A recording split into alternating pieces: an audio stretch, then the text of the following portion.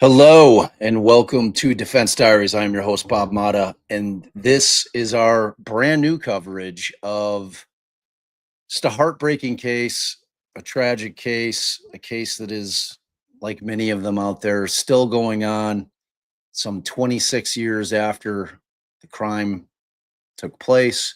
As you guys may or may not know, I went down to Illinois State University yesterday and I was in attendance for a couple of appellate arguments on a couple of different cases. One was the Jamie Snow case, which a lot of people that are interested in wrongful conviction work are very much aware of that case. It's gotten a lot of coverage, and rightfully so. And the other one that was up was for a gentleman named Barton McNeil. And I actually went down for Barton McNeil's oral arguments. I obviously wanted to hear Jamie's as well, and I stayed for that. It was an amazing experience. I've obviously been in appellate courts before, but I had never been in that kind of atmosphere in a college campus, kind of in a large, I wouldn't call it an auditorium per se, but they had it set up for about 100 people. And they had the justices, the three justices sitting up front, and they had both the state and the defense counsel at their tables, and they conducted the whole oral arguments right there for all of us to see, and it was an amazing experience. I was excited to see that there were tons of college students there. The room was packed for both of them, and it was a really neat thing to see. Uh, in terms of kind of like the arena that it was in, because I wasn't aware that they did that, and I've had some friends telling me, "Oh yeah, we do that in our state," and I think they've done that previously in Illinois, but this was the first that I had heard of it. So I found it to be just a fascinating experience in general. But kind of how I came to know about Barton McNeil's case was last year.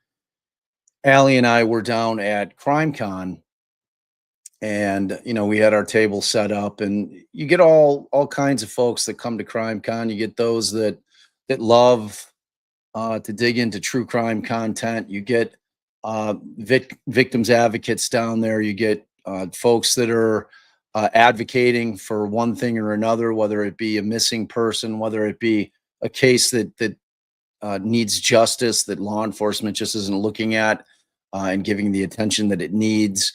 You'll also get wrongful conviction folks. And so I want to say it was Saturday. Allie and I were at our table, and this gentleman approached us, and uh, you know, like a lot of times when there's folks that are trying to get help, they'll have packets of information with them, and this gentleman was no exception to that. And he came up to the table and he said, "Hi, my name is Chris Ross, and I'm advocating on behalf of my brother, Barton McNeil. And we believe it's a wrongful conviction case." And I said, "Well, I'm interested. Tell me the story." So, I proceeded to talk to him for the next half an hour, and he kind of went through the story of the case, and I was immediately interested in it because it's a crazy story. And I think that you guys will agree after I go through, and I think this is probably going to take three parts. I'm not going to try to rush through it. Obviously, I didn't have a ton of time to put together like a nice video, so you guys are going to have to watch some tech wizardry as I struggle through getting everything over to you guys. I think I'll be able to do it in a fashion that makes sense. Um, Per usual, it will not be perfect. So if that's your expectation, you should probably dip out now. And the other thing that I want to warn everybody in terms of a trigger warning, this case absolutely involves serious injury and or death to a young child. So if that's something that's too hard for you to handle, then please, by all means, take a break from this and check back with us tomorrow when we're back to something that's Not so tough for you to listen to, but so I want to give fair warning that there is this does involve the death of a 3-year-old child. So like I said, if that's tough for you to kind of digest and to hear, then you've been warned. So I kind of want to start from the beginning, and I think it makes the most sense to share a couple of images. The first image that I'm going to share is this is the gentleman that we'll be talking about. This is Barton McNeil. At a young age, he looks to be 16, 17 there. Still got a full head of hair, which he does not have now. That is long gone. But that's him at a relatively young age. And then I'll show you a couple of pictures as he advances through his life and kind of show you where he's at now as he sits incarcerated in prison and has been there for a long, long time. He was convicted back in 1999. This is the beautiful little angel Christina, his 3-year-old daughter, who lost her life back on, we believe it was January or June 15th, between June 15th and June 16th of 1998, sometime during the evening hours, working past midnight into the morning hours. And she was just a little angel. She was the absolute apple of Bart's eye. Um, and kind of the backstory a little bit is that Bart had divorced his wife. Christina was their only child. They had worked out a parenting schedule. I believe that it was 50-50 that they shared custody of Christina. And on the night in question, this was one of Bart's nights. So you've got Christina, you've got young Bart. I'm going to show you now. Bart was 39 when this all went down, and I'm going to show you a picture that's probably. I think he's probably a bit younger in this picture, but it's closer to the age now. Bart's down in the lower right hand corner if you're looking at the picture with the hat on, and the it looks to be like a purplish shirt. Um, Obviously, this is out at a bar. I think he was in a cover band of some kind with a couple of his buddies. So those were obviously happier days. And finally, as far as what Bart looks like now, um, I'm going to show you a more recent vintage picture, which is pretty much it's taken in 19 or 2021, but it's just about exactly what he looks like these days. So I think it's a pretty good representation of what we're looking at now. Okay, of course, no, I can't find it. So, all right, I don't know why it's gone. So annoying.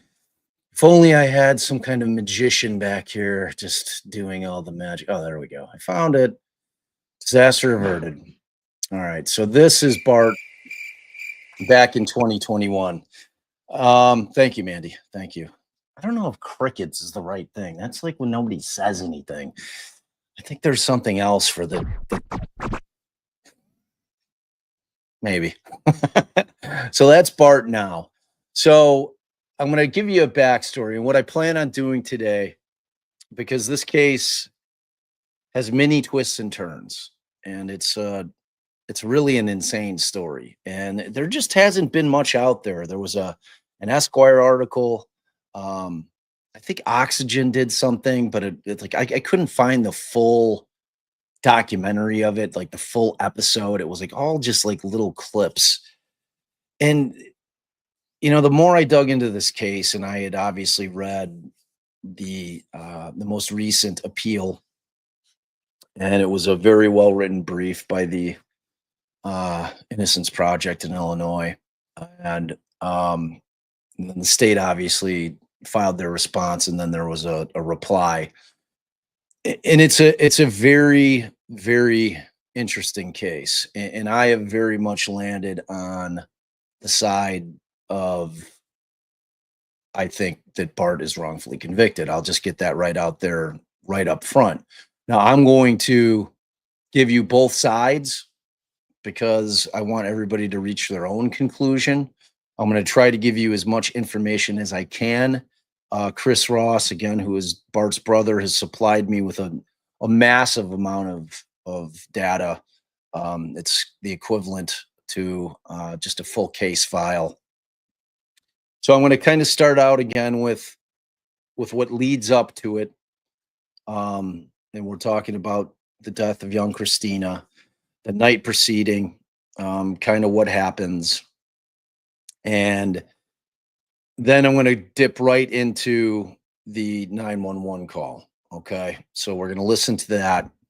And at that point, I'm going to pause it because where the story gets interesting with the 911 calls. But so let me just catch you up to speed. So Barton McNeil, he's 39 at this time. On June 15th, 1998, he's out to dinner with his, at that point, ex-girlfriend, and her name is Misook Nolan, and that's Misooknowlin. And they went out to dinner. So they're split up for various reasons, which we'll get into.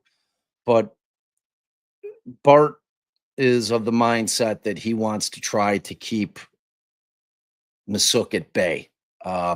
Misook is a very emotional person. She's a person that is easily angered, and this will bear itself out. Trust me. This isn't me like trying to cast her in a certain light. This is all factual stuff. So at any rate, the relationship has, for all intents and purposes, ended. And so they're in Bloomington, Illinois, which is exactly, oddly enough, right where Illinois State happens to be situated, which is where I was yesterday, where they had the appellate arguments, the oral arguments go down there. So same area. It's a college town. You got Bloomington, and they call it the Twin Cities because it's Bloomington Normal. Bloomington at the time was probably about, I don't know, maybe 60,000, maybe 70,000, and then Normal was between 20 and 30,000. So cumulatively between the two towns, you had about 100,000 people. Obviously the university was down there at the time, so you had a lot of students that were matriculating down there, and then obviously you had professors and staff that all worked at the university. I would consider to be Bloomington Normal. I'd say the median education level is probably high school to a couple of years of associates. So, and there's not a ton of blue collar work down there. There used to be a couple of auto plants. Both of those closed. So there's not a ton of industry down there. So you don't have a ton of blue collar. Again, ISU, Illinois State, is really kind of the heartbeat of that town. So at any rate, Barton and Misook are out for dinner that evening. And during the course of the dinner, and again, you have to keep in mind that this relationship is either completely over or it's on life support. It's somewhere in that phase. I think if you were to ask Bart, he would say that it was over. I think if you were to ask Misook, she might disagree, even though I think at the time that this dinner took place that she was maybe seeing somebody else. But at any rate, they're having dinner, and at some point during the dinner, a heated argument starts, and Misook gets very angry, and she's yelling, and Bart just says, "Look, I got to go." So he ends up leaving the restaurant alone. They'd driven separately to the restaurant.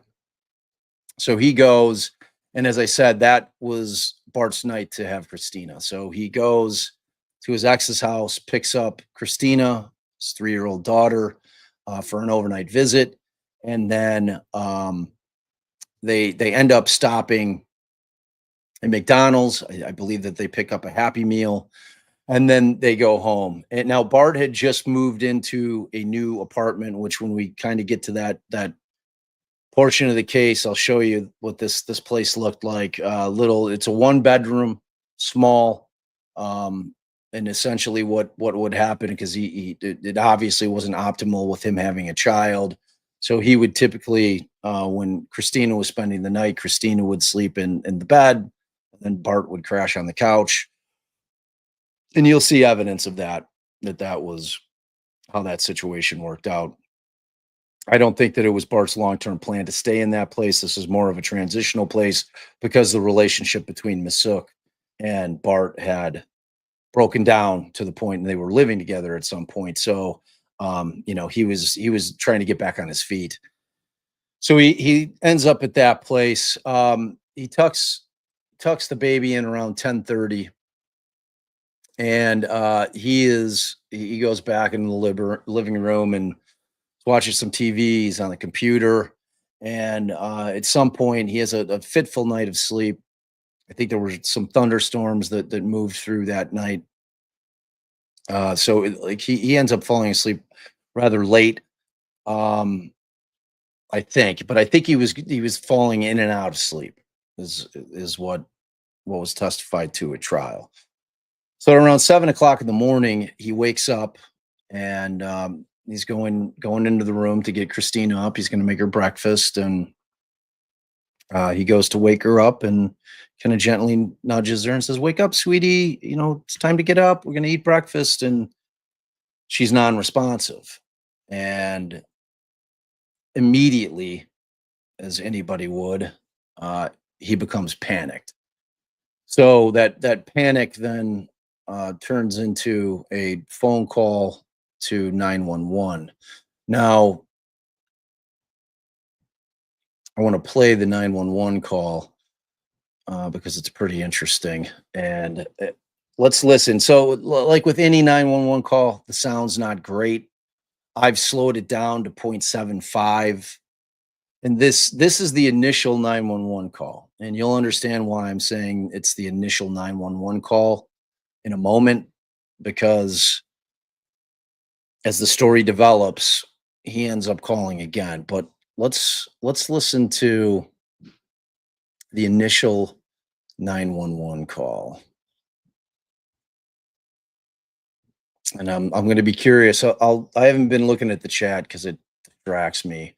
But you guys let me know what you think. I want to see your comments in here as you're listening. See what your gut's telling you about this thing. Okay. 911, what's your emergency? I need an ambulance. I need it. 1106 North Evans. My daughter's dying, I think. Okay, all right. Now, first, you got to help me out here now.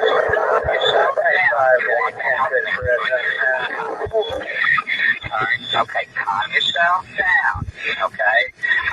Okay, now, how old is your daughter? 3, I think she's dead. 3 years old?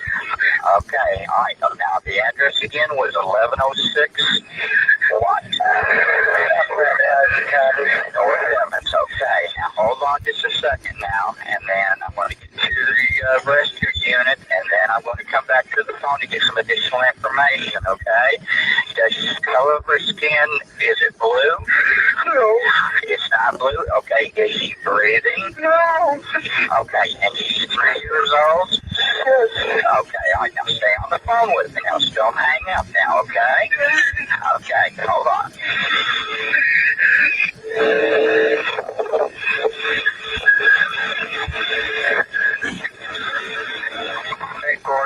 Rescue is needed. 1106 North Evans Street. 3-year-old female child, unconscious. Mother states not breathing. Color of skin presently is unknown. 1106 North Evans, 3 North 51 response. 3 North 51 responding. 3 dead too.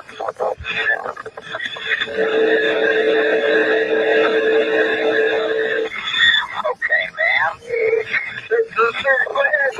Okay, all right, sir. She's 3 years old? Yes. Okay, all right. You have her in your arms. No. Okay, is near the phone with you? Yes. Okay. And is she breathing? No, she's not breathing at all. Okay. Okay, hold on just a second, sir. 1 Adam 1, that comes. Christina. Christina.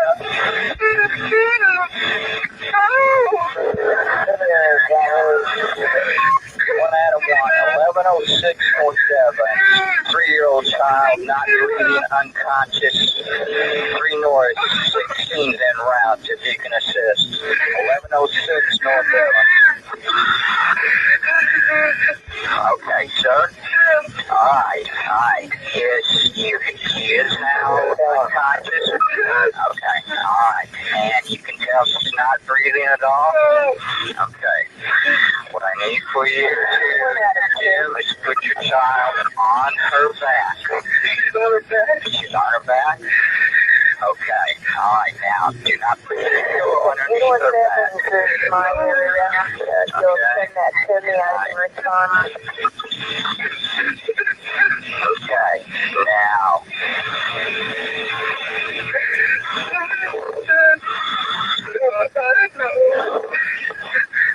Okay, what's your phone number there? 828-1873. 1873. Here's the ambulance.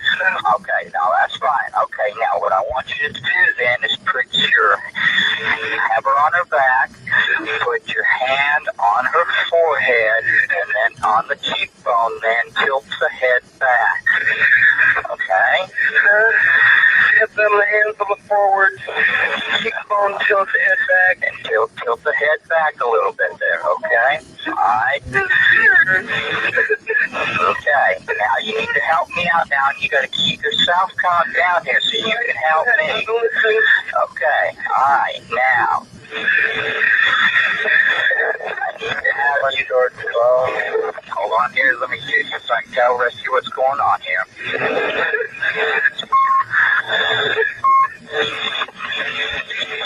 Okay, alright, now.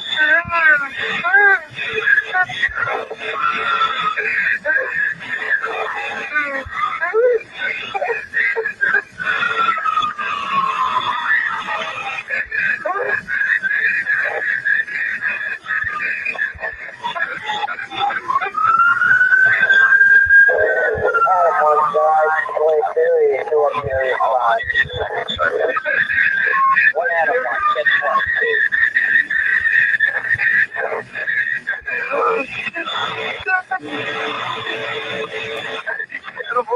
Okay, alright, now. Headquarters, 23 for overhead. Okay, go get the ambulance. Okay, are you there? Yeah. Okay. But the door's locked or not, does it? Okay, see if that door's unlocked.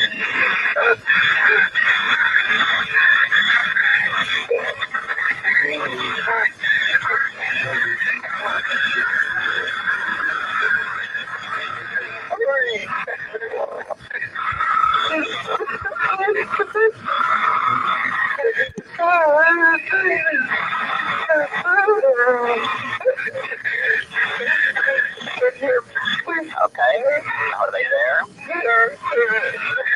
Okay. Here comes another one. Okay,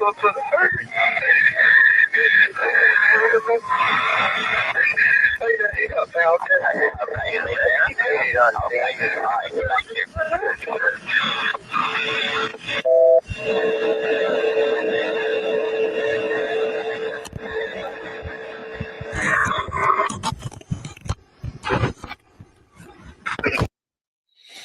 All right. I think that's the end of that one. Report of an emergency. What's your address? 1106 North Prairie. My name is Bart McNeil. My daughter was found dead by me. Okay. That's the second one. That was a little spoiler. All right. So that call takes place They get over there. Christina is asthmatic, diagnosed asthmatic. She has relatively severe asthma. The EMTs, when they get over there, see no signs of trauma whatsoever. And initially, they leave that house that morning believing that this was uh, natural causes. Okay. And that is pretty early in the morning. Now, um, Bart leaves the house, and throughout the course of the day, um, he's with family. And then he ends up going back to the apartment in the early evening hours and starts looking around a little bit. Now, I don't know what you all feel about that 911 call. I've heard a lot of 911 calls. Um, and it is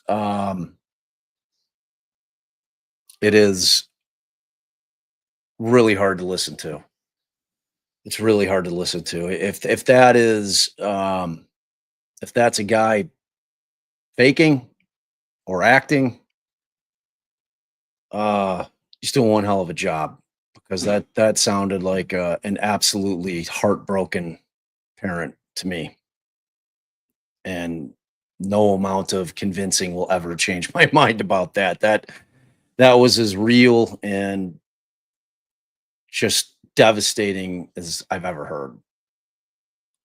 So Christina is, as I said, if you guys didn't catch that, she's pronounced dead. And uh, later that evening, after Barton goes back to his apartment, he becomes suspicious about the circumstances of Christina's death. And the main reasons for this, so just understand that they've left. They haven't taken him in. At this point in time, there doesn't appear to be any kind of accusations or thoughts that he had done this to his daughter. And but he gets back to the place, and he's looking around, and he notices that a window fan, and it looks to be a little oscillator, that was typically securely mounted in the bedroom window, is now on the floor. And he's kind of wondering, well, what, like, I wonder why that's like that. Because obviously in the morning when he goes into the room and he's going to wake up his daughter, everything else is a blur. Obviously, you're not trying to check out what's going on in their surroundings at that point. So he's curious as to why the fan is on the floor. He thinks maybe, well, maybe the EMTs like kicked the cord, or the cord got kicked, when they were coming through, and he got pulled out of the window. Whatever, all kinds of things are running through his head. So he ends up continuing to look around, and he heads outside to walk around the perimeter of the house. And at that point, he noticed some, what he described as disturbed plants, a scuff mark under the window, and two cut holes in the screens. Now, I'm going to show you the photographs of this in a few minutes, but he then begins to think that maybe this wasn't natural causes. He then begins to think that his ex-girlfriend, Miss Sook Nolan, had come in during that night, snuck in through the window, and smothered Christina in her sleep. So now a little bit of backstory about what's going on with Miss Sook and Bart. So there had been a prior domestic battery between Barton and Miss Sook, and Barton was not the batterer. Ms. Sook was. So during that particular occasion, police were called out. They come to the scene. They get statements from both people, and Ms. Sook is taken into custody, and she is charged and convicted of it. And oddly enough, her sentencing in that particular case was to take place on June 17th. So this took place on June 16th. Now, one of the reasons I saw some people asking in the chat, why would he be going out to dinner with her? Well, she was still trying to convince Bart to come to the sentencing hearing and to say some words on her behalf in order to try to mitigate the sentence a bit. And Bart was not willing to do that. And so that was the impetus of the argument that took place in the restaurant. So he can't get this thought out of his head at this point. You know, I mean, she's got a violent past towards him. She's extremely jealous of the relationship between Bart and his child. She sees the child as an impediment to her relationship with him. Just wait for it on this case, y'all. And I see people asking, this is Barton McNeil is the gentleman who is currently incarcerated. If you want to look it up. And I think Mandy and or Tracy's throwing the link. And oh, you know what? Before I go 1 second further, I have to wish happy birthday to one of our absolute ride or die mods, Brooklyn. Happy birthday. I hope you're in here. I didn't even see if you are in here. Hopefully you're not. Hopefully you're out enjoying your day. But if Brooklyn, if you are in here, I wish you the happiest birthday. We are a better channel because you're here with us. We adore you. I think you're brilliant, and I'm super grateful that you're here. So I hope you're actually out treating yourself and celebrating you tonight. If you're not, go do that. Leave this live immediately. Go get yourself dinner. But hopefully you're out there. But I just wanted to say to Brooklyn, happy birthday, and that Allie and I love you, and that I hope you're celebrating properly tonight. And everybody tell Brooklyn that, please. All right. So I would have been so upset if I would have forgotten to do that. So all right. So that takes us to the early evening of the 16th. So Christina has been pronounced deceased, and Bart has gone back to the apartment. He's been looking around, and something just doesn't feel right to him. Okay. Now, if you guys can see it, like if you're watching on a phone, you're probably done for. If you're watching on a TV, you could probably, it's actually transcribing what we're hearing on the 911 call. So it's helpful because it can be tough to hear. So this is the second time that Bart will call 911 on the 16th of June, 1998.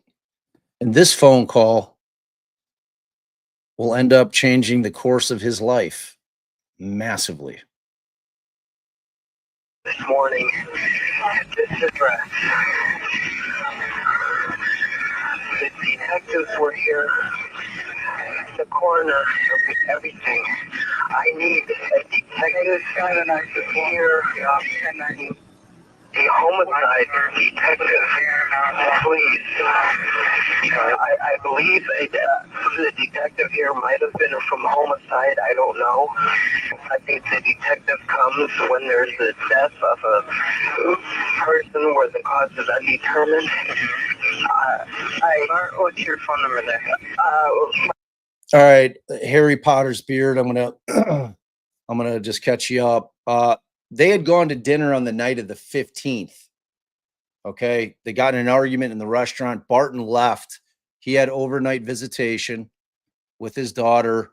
If you guys were a little late to the live, he's in a divorce situation. They had shared custody of the child. This was one of his nights. He left the restaurant. He went to go pick up 3-year-old Christina and brought her back to the house. They stopped at McDonald's, got a Happy Meal for dinner, and then they went back. And Christina, he ended up putting Christina down around 10:30, which is a little late, but who's judging? So, and what transpires happens on the 16th, the following morning. Okay. So now at this point, he is calling, and if you guys cannot see the transcript, he's called 911, and he's saying that he wants a homicide detective to come back to his place because he thinks that foul play has occurred. My telephone number is 3281783. Okay. I have reason to believe now that I am convinced that she was murdered. And I need a detective here immediately. Okay. I don't know if they saw this or not, but I just discovered it myself. Okay. Now, is that a house or an apartment? An apartment house. I'll be waiting outside of 1106 apartment number 2, North Evans. Please. Oh, sorry. 1106 North Evans? Yes. Okay. I thought you said North Prairie. I probably did. It's North Evans. 1106 North Evans, apartment number 2. Yeah. Okay. I'll get him out there for you. Thank you. Bye.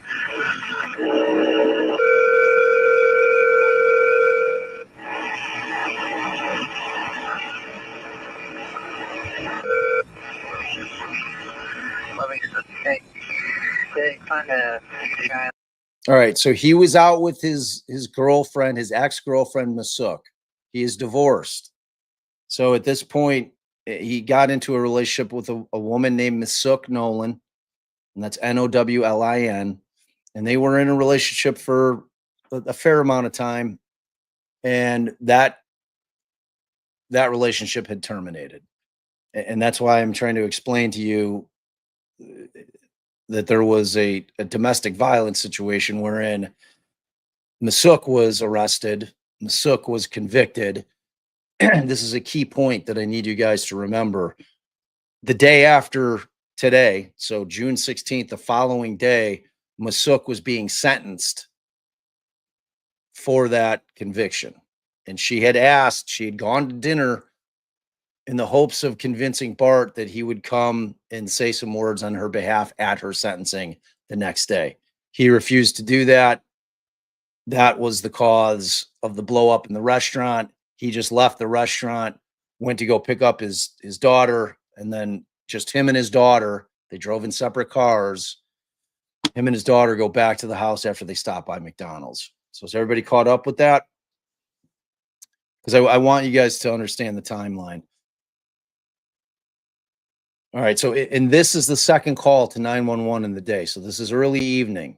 So this is the second time he's called 911. Very different tone. Obviously, he's had the entire day to digest what's happened. And now he's saying, I need a homicide detective to come back here because I think that something nefarious happened. I don't think this was natural causes. So he's calling the police back, asking them to bring a homicide detective back because he wants them to process the scene. Dead this morning. This is the 16th. So the dinner was on the night of the 15th. Christina, whatever happened to her happened overnight into the 16th. Does that make sense? So the morning of the 16th is when he calls 911. So we're still on the 16th. So they did, you say? Yeah, I'm asking.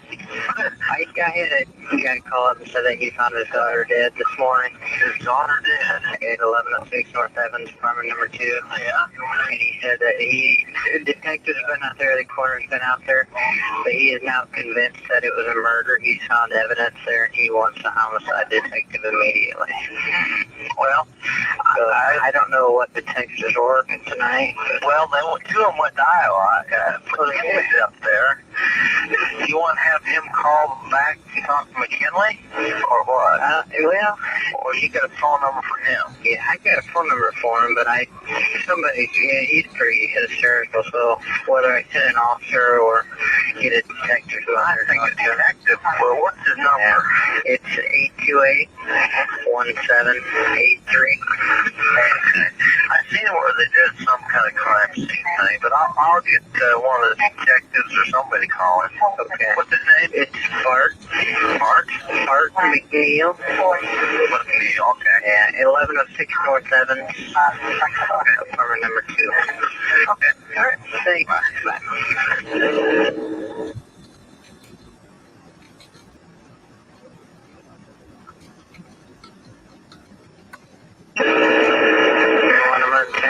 Yes, I need homicide detective. I called the non-emergency number. Yeah, it is. Yes. Okay. Are they on their way? Yeah, I talked to Lieutenant Levinson. He was going to get a detective to come out there.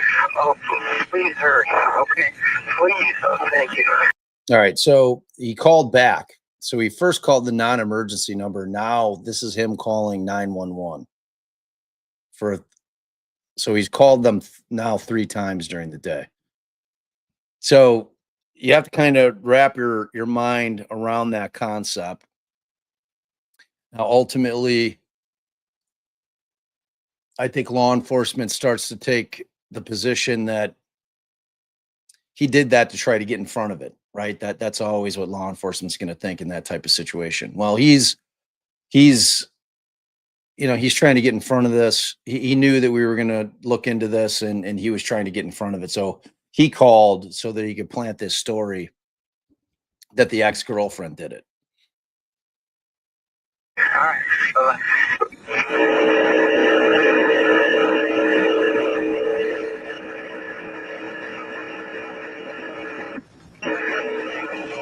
On emergency? This is Bart again. Yes, sir. I'm sorry to keep bothering you. That's okay. Is somebody on their way? Yeah, called they haven't again. called you yet or come by there yet? No. Okay. Let me call back down, Lieutenant, and find out. He was going to get a detective as soon as I hung up the phone with you the first time, okay? Okay. I'll call back. Thank you. Yep. Bye.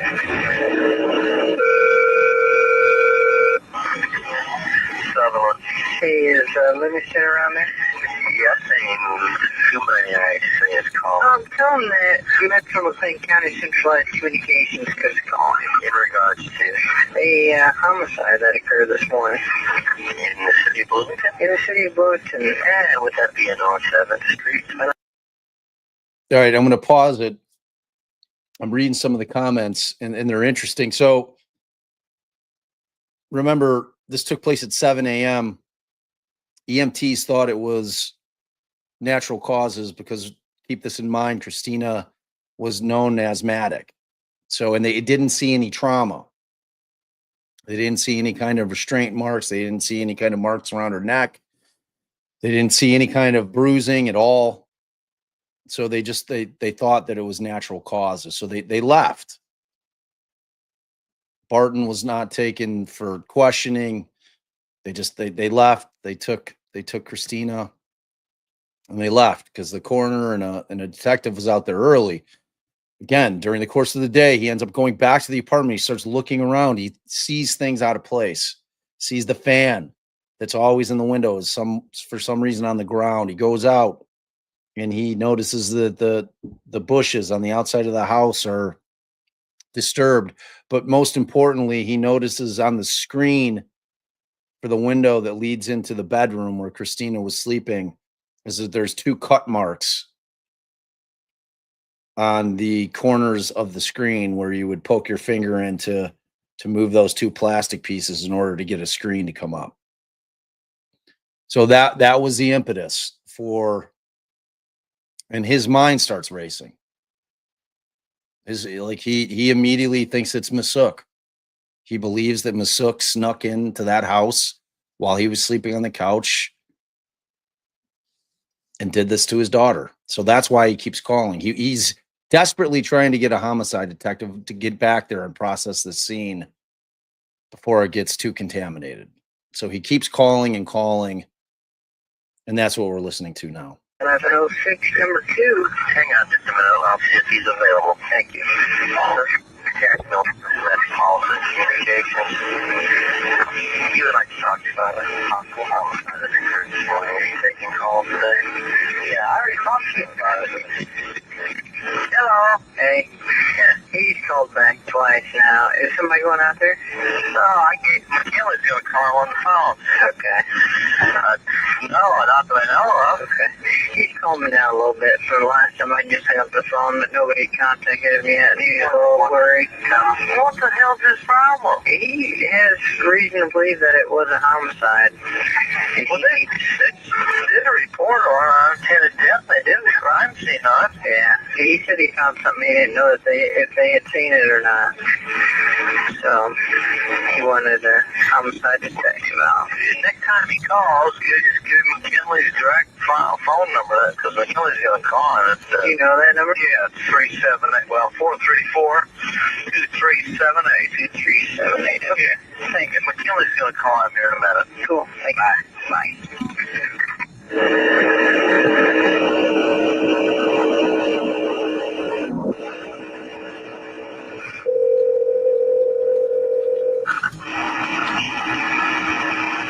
Calling again.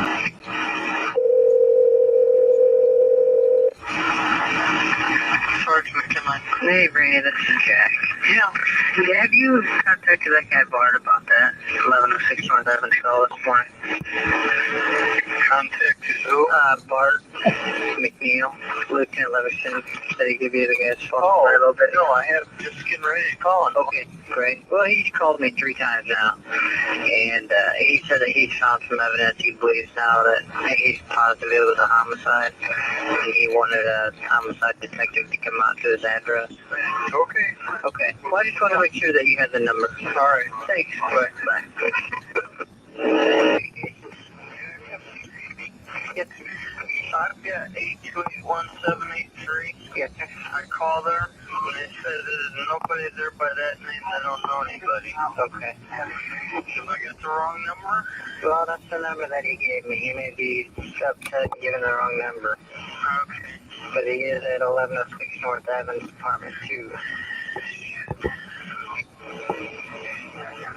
Well, if he calls back, tell him I've been trying to call him, and I'll get up there as soon as I can. Okay, all right, thanks. All right, bye.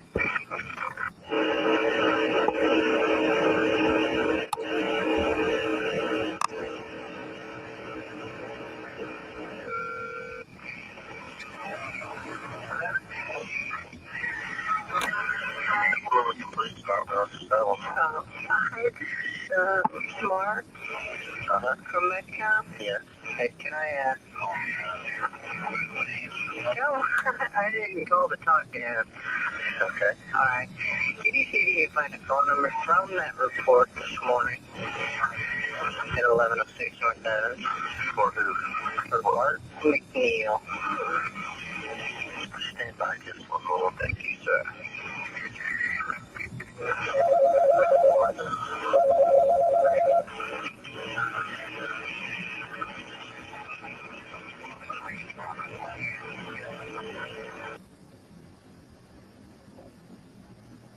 Are you prepared to copy? I am prepared. It is. Jackie, Bart McNeil, we have an 828-1873-1873. That's on the report. Okay.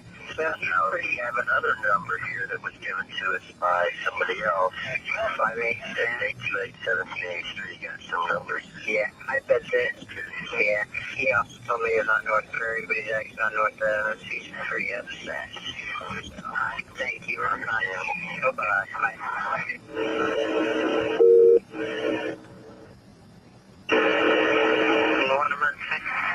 This is Bart again.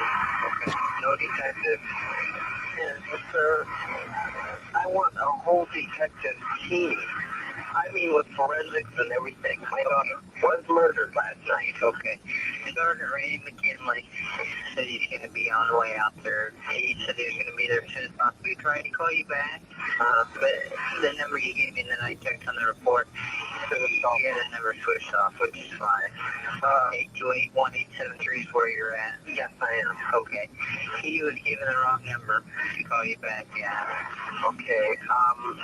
Tell him he said he's going to be on his way out there just as soon as possible. Okay, well, I can tell him this, or I can tell you this.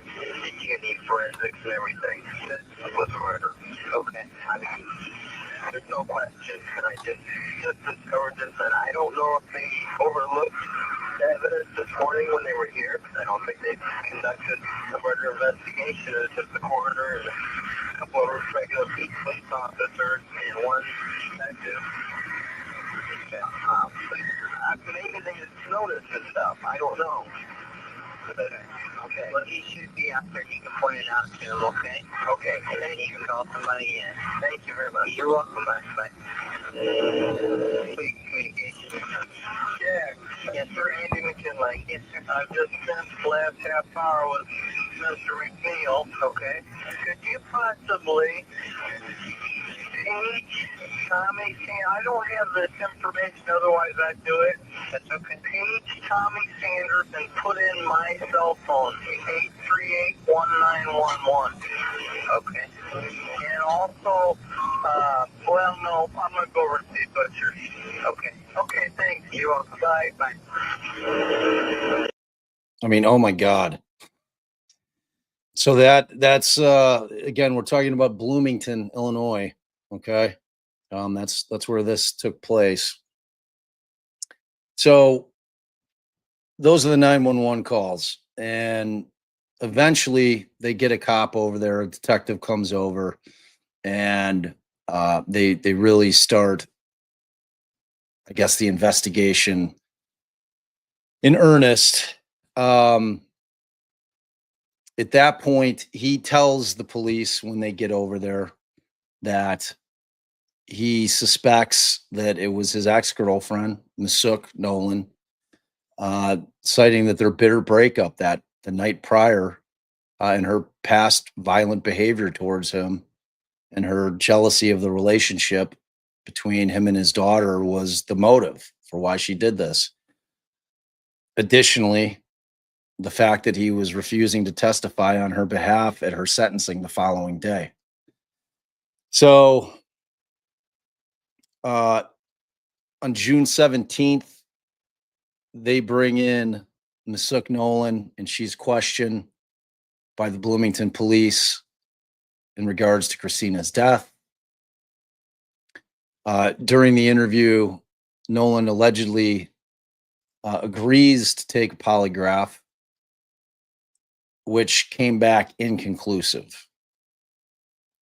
And she gives the police a story that she hadn't been out to dinner with friends that night and that she didn't get home until after 10:30, and that she was on the phone with her brother at around 2 a.m., who was in Korea. That is not supported by phone records, by the way. So, and again, this is the date that she was due in court for sentencing on her domestic battery conviction for attacking Bart McNeil.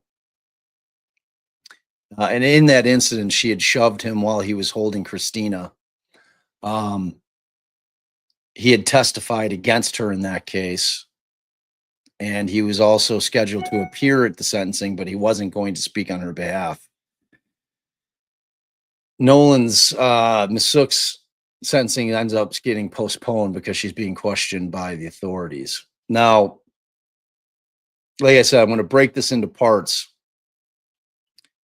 but I want to show you some of the photographs of the house and some of the things that we're talking about, so you have a better mindset of what we're talking about. Okay.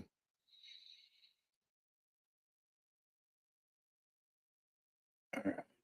Pull this one up here. Okay. So I want to make this a little bigger. All right, so this is the apartment. Looks like a little house. So this is the front. There's the front door.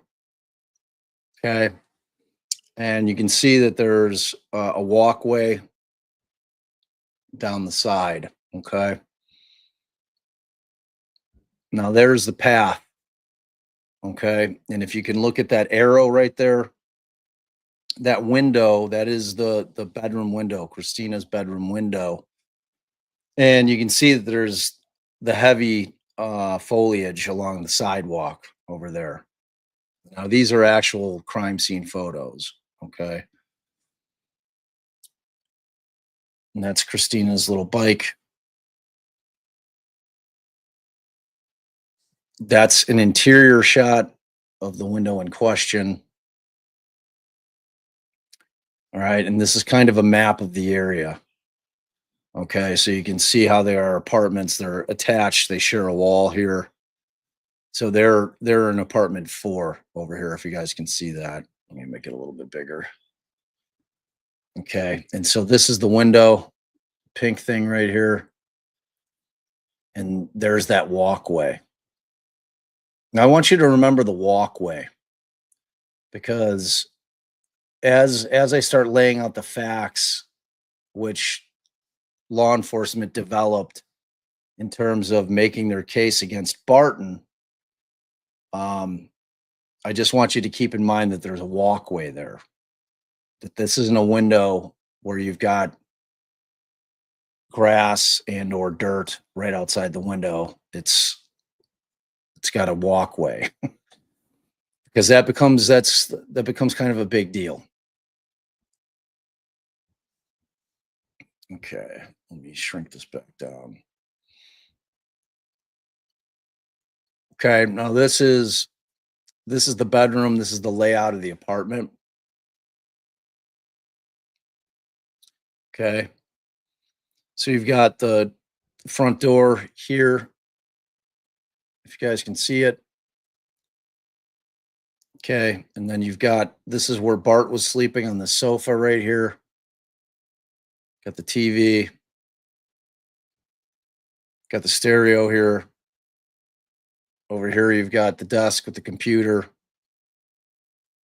You've got the kitchen area. You've got the one bathroom. And then you have the bedroom. Okay. And this is the window in question. Okay. So you guys have a good idea of the layout.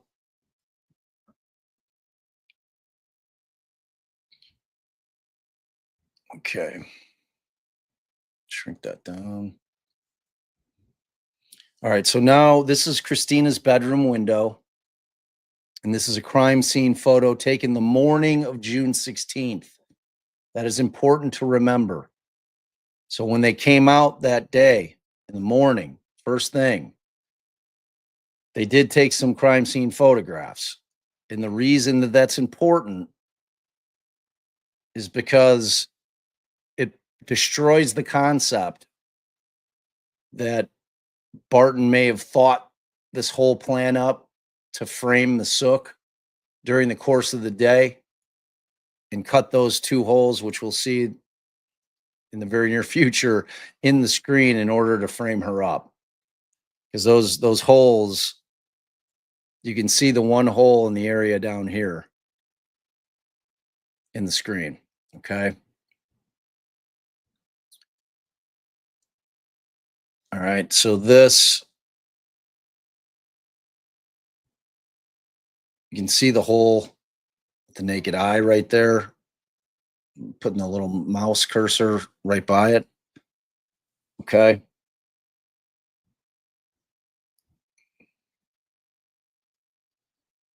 And this is the opposite view of Christina's bedroom window. This is taken from the northeast corner of the apartment, looking toward the alleyway and the parking area to the west. Note the heavy foliage covered along the path, the concrete path. Okay. So this is a demonstrative that was done in order to show you how that screen operates. most of us that have screens, this is typically what they look like. You've got those plastic pieces that you put your finger in this area right here, and you pull it to release the locks so that you can move it up. Now you can see here, you've got the latch lock notch right here. So that's what you have to disengage this piece up here from that in order, on both sides, in order to pull the screen up. Okay. So you pull those inwards, and obviously you can raise the screen. Now, this is a diagram, and this is something that I want you also to remember as we kind of work our way through the case. Because what would become very, very strong evidence for law enforcement and for the prosecutor was the fact that there were spider webs in both corners. And I'm talking about when they came back to process the scene.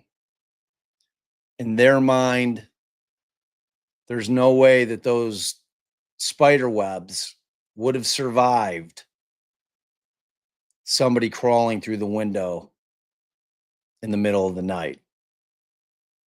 There's no way.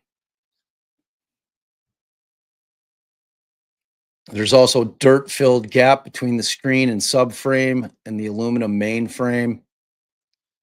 Here you see the spring-loaded latch release pull tab. Here there was another cocoon or web. And here you see the spider web down here. Okay, and then obviously you see this hole. That's right, Karen, they do. They do build their spider webs. They repair them very quickly.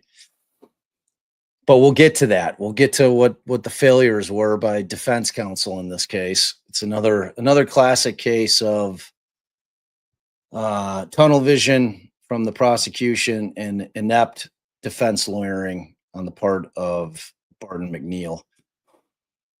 So you can see this is the opposite side of the screen. There's also a hole there. Now these are obviously drawings of the what the actual screen looked like, though. Okay. And you can see that there's a hole on both sides. Okay. Here's some more demonstratives on how the latch position for the screen works. So you can see the window really became a massive point of contention in this case. And as we get through it, you're going to learn what was allowed into evidence and what wasn't allowed in at trial. And I'm not going to, and I want you guys, if you can't help yourselves, you can dig into it a little bit. You're not going to find a ton out there. You're not going to find a ton out there. I found one YouTuber did a YouTube on it a few years back, a couple years back.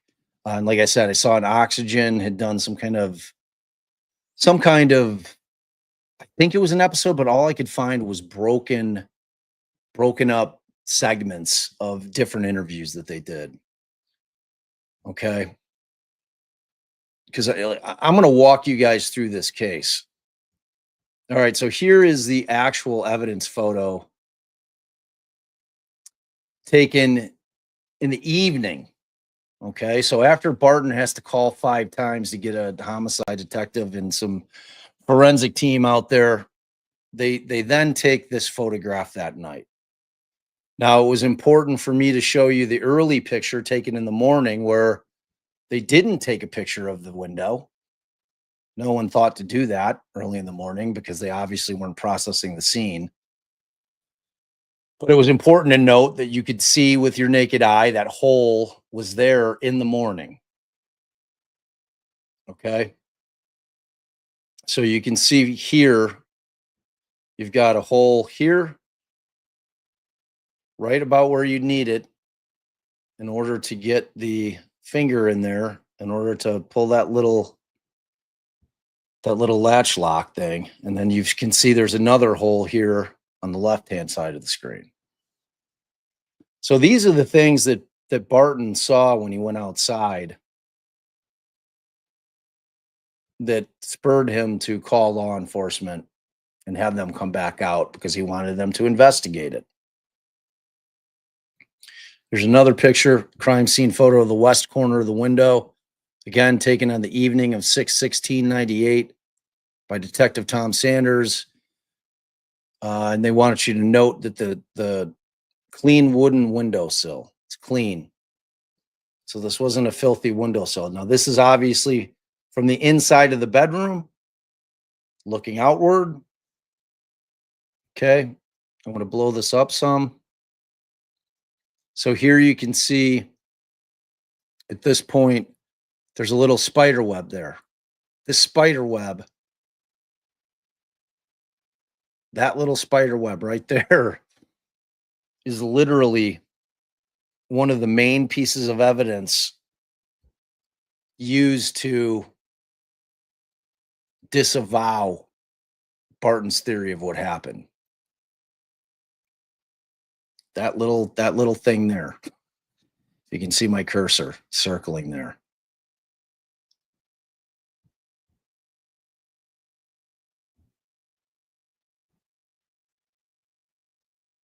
And this is the east corner of the window, taken on the evening of 6/16/98 by Detective Tom Sanders. Again, note clean wooden windowsill. Looks like there's a little ant, maybe stuck in a web there. And again, you can see this hole, which has obviously been made in order to access this piece right here, right? I mean, there's no question.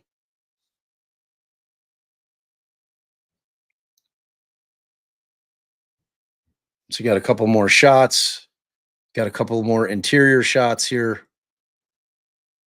You've got the exterior shot down at the bottom.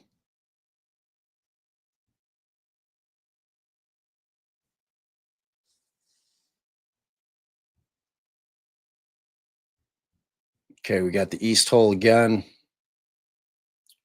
the west hole again. Make them a little bit bigger.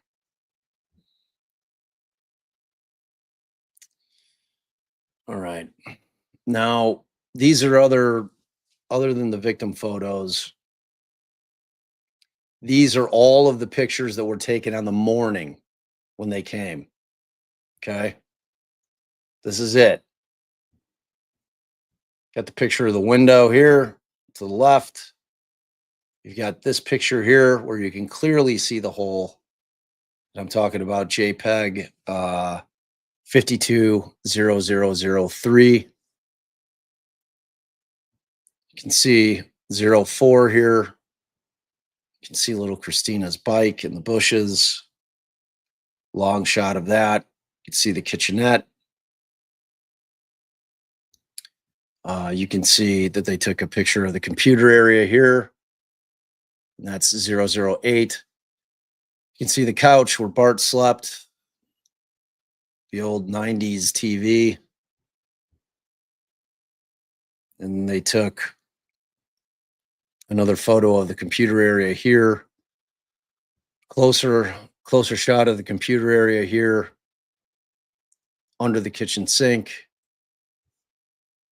This looks like this was in the bedroom, maybe near the bed.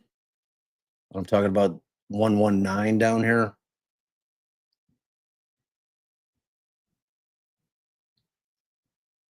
They took this, which I don't even know what the hell it is, 222.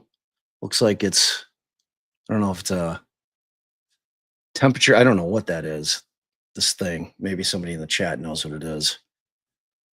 Took a picture of the interior of the garbage can. Took an outside shot of the apartment. Took a shot here of the window from the inside. And then took another shot here from the inside. And again, you can see down here that hole existed then. You can see it right there. I wish I could blow these up, but this is how he sent it. So that's all they did in the morning. So they clearly didn't process it. All right, so they're showing these holes. Just want to be clear. So this is another picture. There's no photo from the 90-degree perpendicular position taken the morning of June 16th, only the angled observation taken. Note window fan impression there. They've added that, but you can see it here that the window fan, you can see the circle, that fan was in that window to suck air in, cool it down in there. Just remember, this is June. There you go. Thanks, Tiff.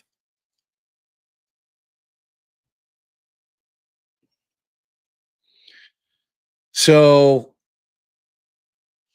this cop, Marvin Arnold, says, when I was first at the scene, I did see one hole in the screen on the lower west side of the screen. So he says he sees this one, but he claims he didn't see this one. Now, I don't know if that's just because he wasn't looking, but if he's the guy taking the photographs, you can tell why that would have been the only hole that you would have seen with your naked eye from that angle that we saw that earlier shot. So that would add up. Like, he certainly didn't go and take a shot perpendicular to the window. We saw that. We just looked at all the photographs that they took in the morning. So again, there's the fan.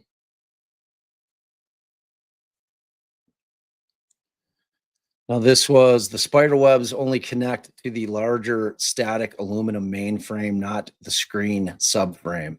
So the reason they're talking about that is important, obviously. So you can see this photograph here. See this shimmery thing right there? That's the spider web. Point being, it's only connected to the larger static aluminum mainframe, this thing here. It's not connected to the screen, which means that the opening of the screen would in no way affect this, if that's their theory. That it would have been connected to the screen and that the opening of the screen would have destroyed the spider web. Well, that's not where it was connected.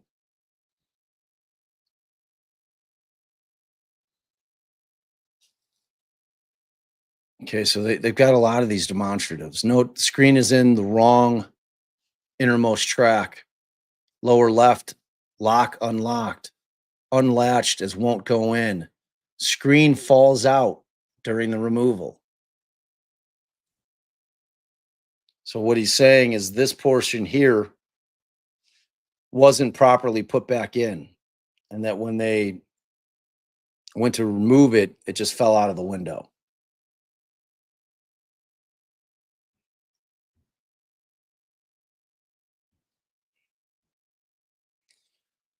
This is another demonstrative. On probably the third live, I'm going to have Chris join us, Bart's brother, for a little Q&A from you guys. He knows the case forwards and backwards. He's been advocating for his brother for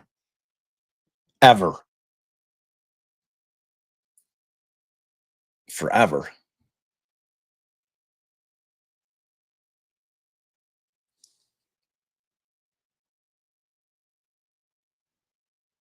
So this is Bart, I think, saying that this was his approximate location when witnessing Deputy Coroner John Nafziger videotaping the bedroom windows exterior.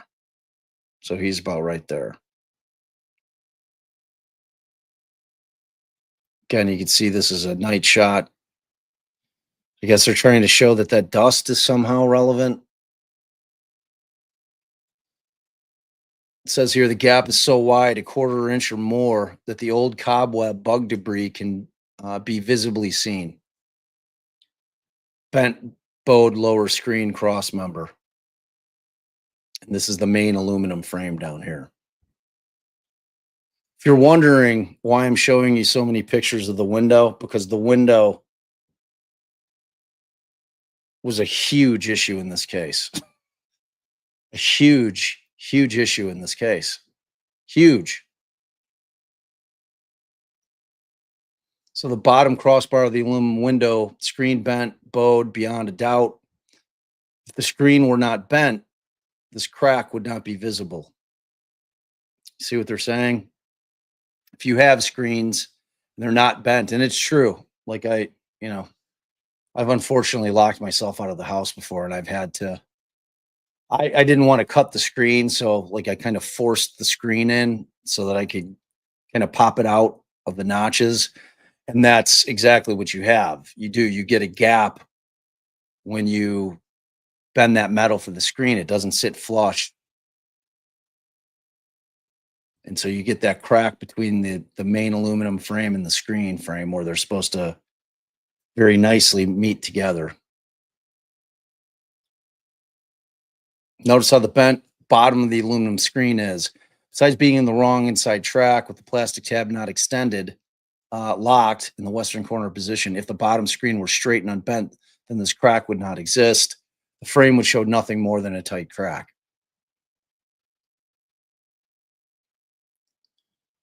So Bloomington police detective wrote in all their reports that while they saw spider webs in either corner, that they saw nothing else that was window tampering or intruder related. That's kind of insane, isn't it? I mean, they don't think that the cut holes in the screen, but that's what happens when you get tunnel vision. So you go from a guy who's, we heard the 911 call in the morning. I think it's as genuine as I've ever heard. Guy's hysterical. It's exactly like that's what any parent would be like. That's what she's a puddle.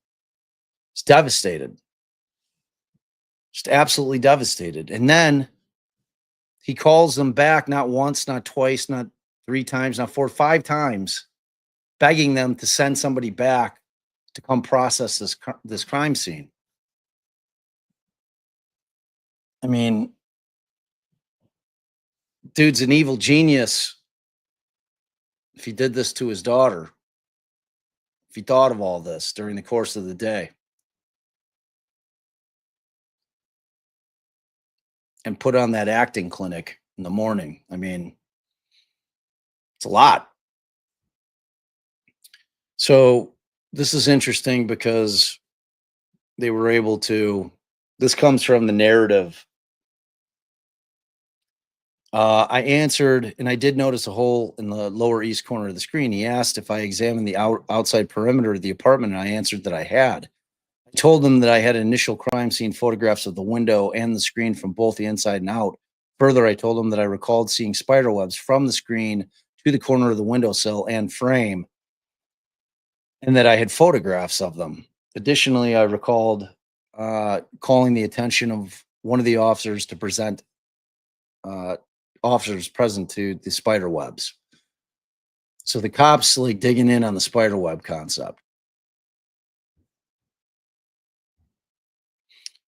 All right. So I think you guys get the point there. Now, I want to dig into, we're not going to watch this whole, so I want to move to the 17th. Okay. So they've had Miss Sook come in on the 17th after Bart has said, I think this is who did this. And this is why I think she did it. And they're like, okay, we'll have her come in. She comes in, she answers some questions. She takes a polygraph. It's inconclusive.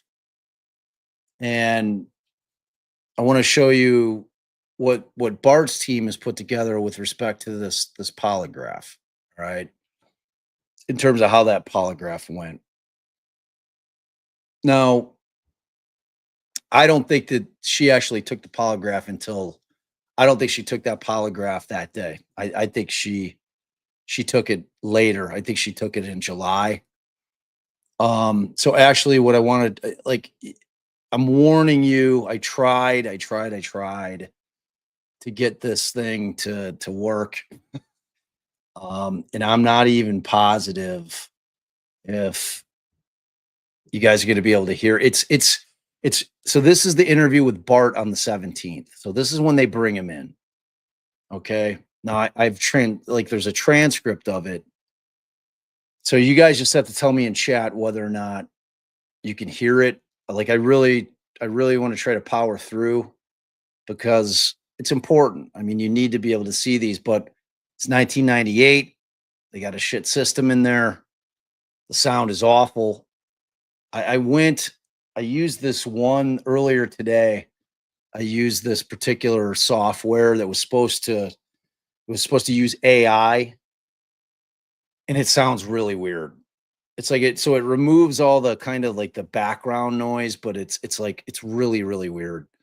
So I'm gonna see if we can kind of power through this thing.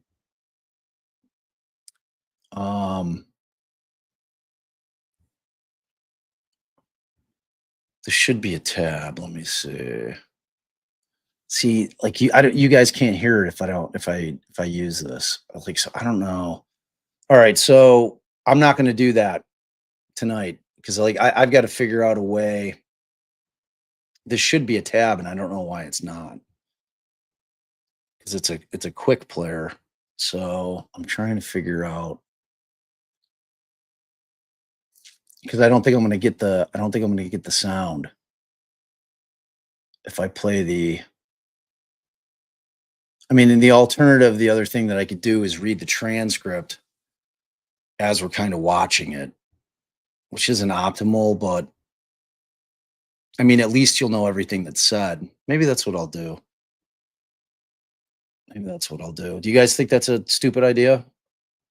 Because I mean, I'm telling you, the sound's really, really bad. It's really bad. Because I think if I put it on, we're not going to hear the sound. Now, you guys tell me if you hear anything. I don't think you're going to because it's got to be from a tab.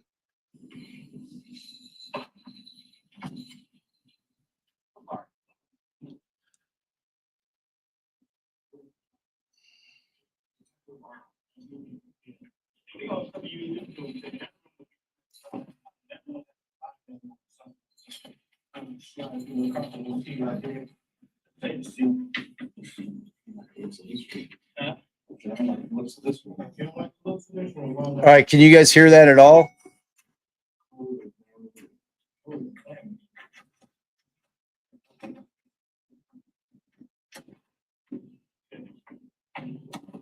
Okay. That's a question came out. Last night, I really went up to snuff, when you were talking to the detectives about, your theories and things. And you mind, going over that again for me? How you feel? What you think about that? Yeah, I prefer if you guys like take this or take notes or something. Okay. Okay. All right. So let's just go. All right. So I don't know if you guys can you hear it? Ashley, it's just glitchy. Like this is 1998. The sound is awful on it. So, and I don't know if you're catching the sound from my mic because there's parts of it that are clear. So I'll just tell you initially what was said is he walks in, he says, "Come on, do you remember last night?" That's McNeil.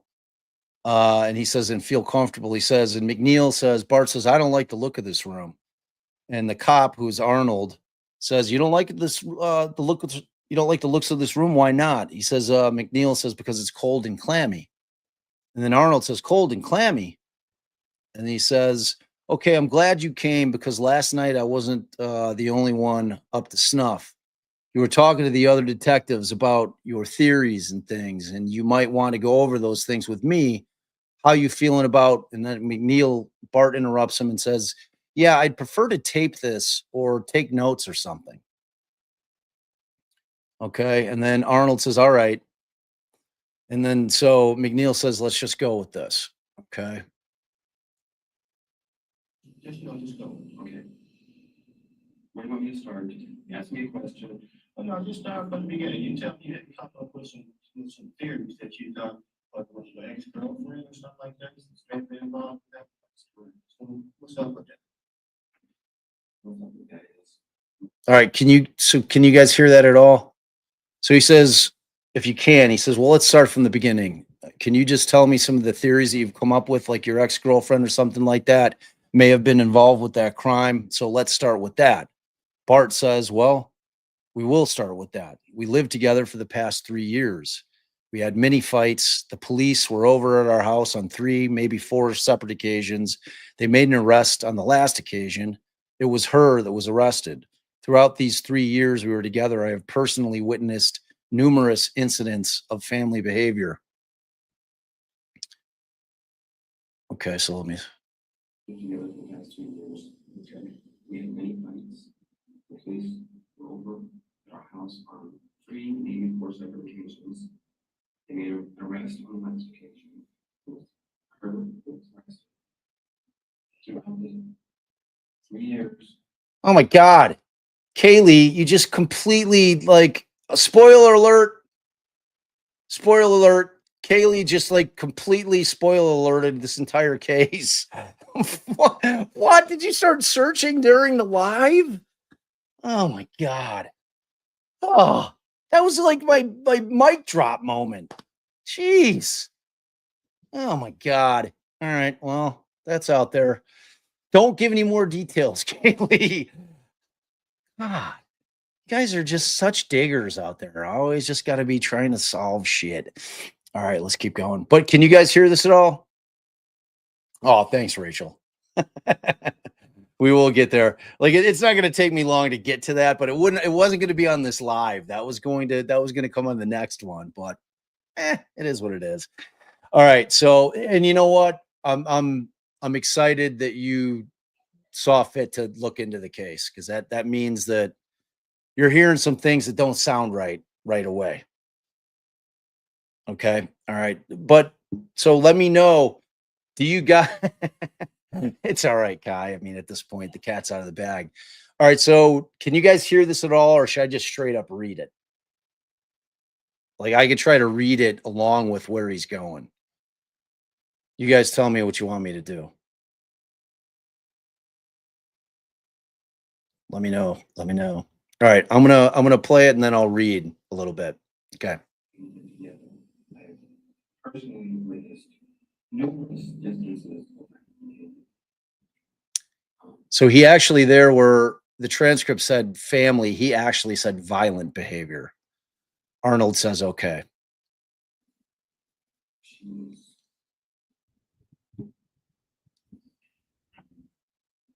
she's hysterical.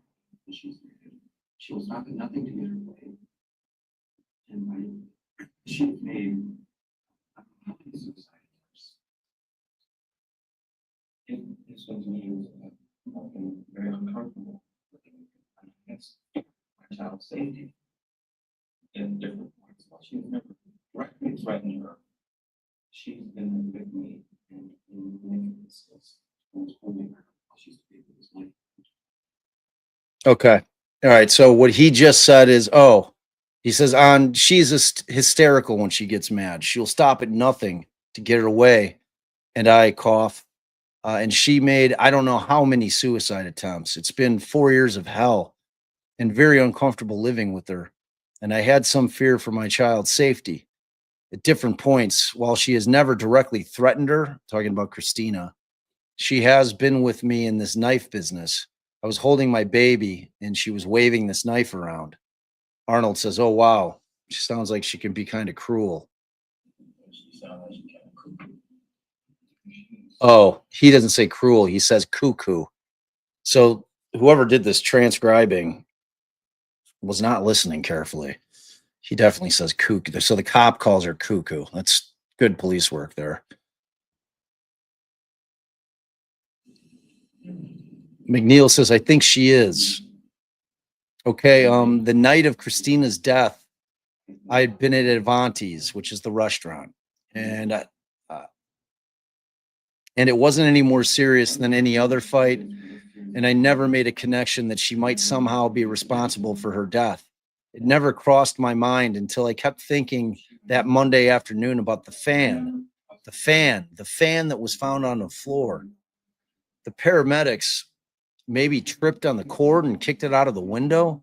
What other reason would the fan be on the floor? And then I thought, unless somebody else was to crawl through that window. Well, nobody can crawl through that window because there's a screen there and latches, unless somebody were to poke their thumbs through and fingers or clip them or whatever. And then the screen, and then remove the screen to the apartment. Just a grain of thought that I had used.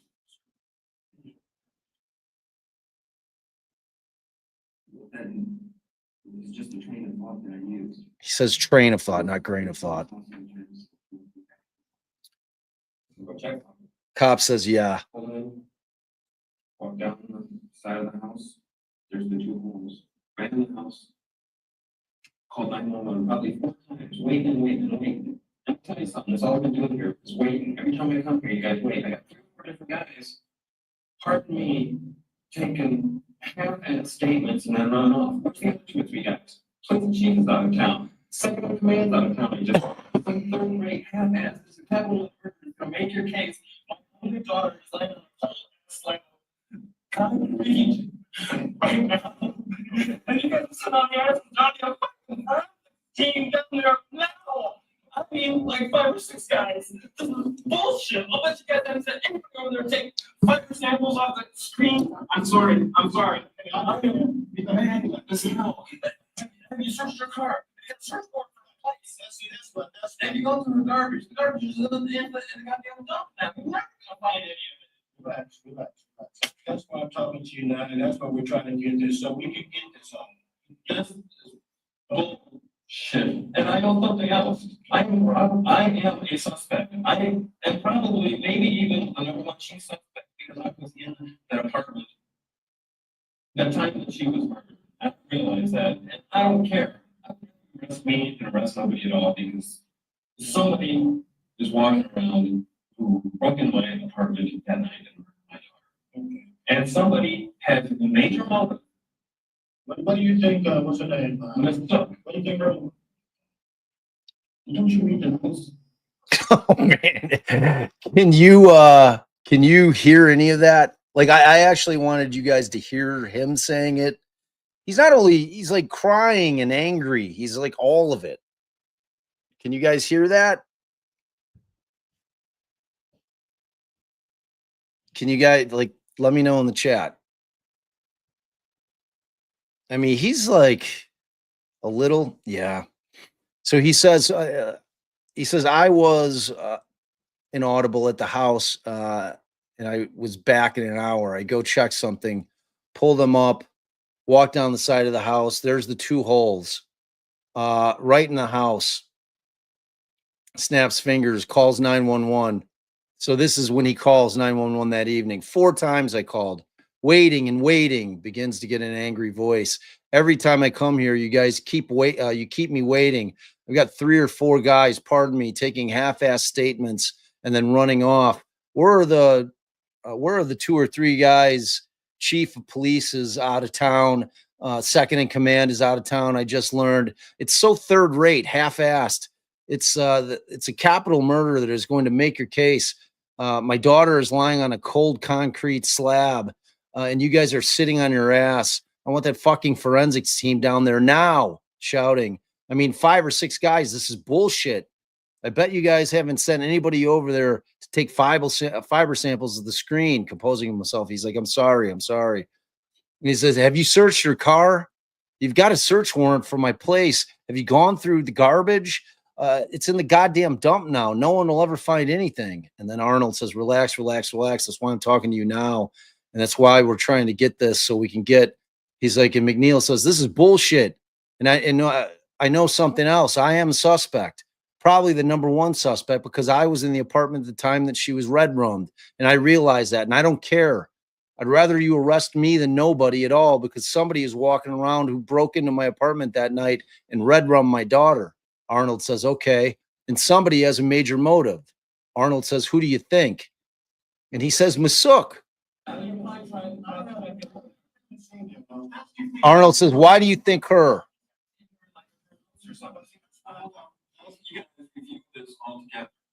And that's where I'm talking to you now, so we can get it all, and then we can review it all together. So let's show them where your daughters. My daughter got 2 daughters, they're 15 and 17.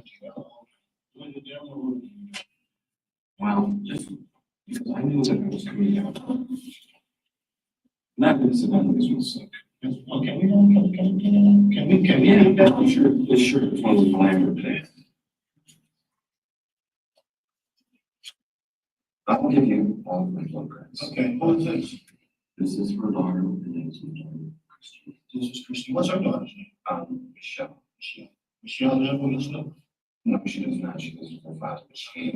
Her father was working third shift, so she would stay with us on.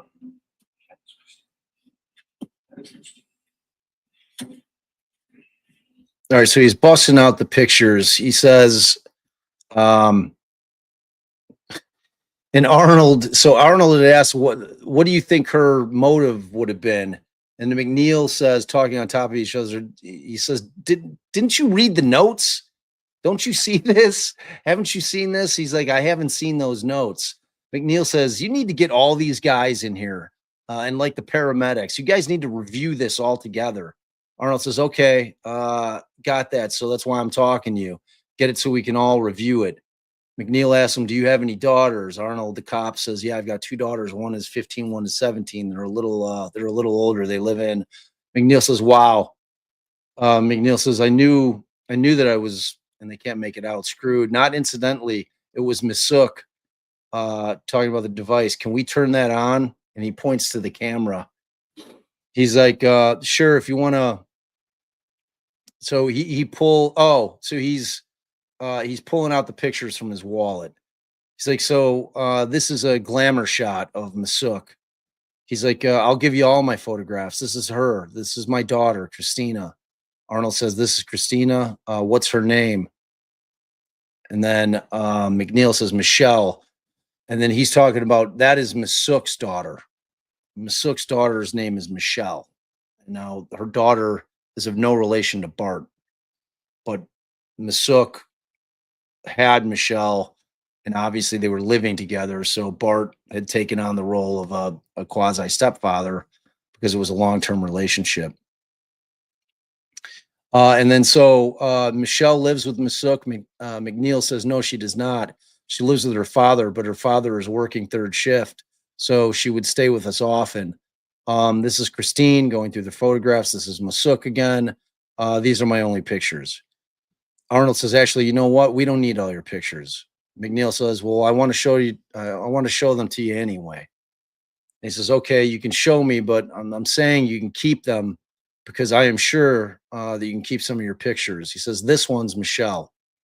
Now, Michelle, as this thing works its way through the appellate system and post-conviction relief act, becomes a critical witness for Barton.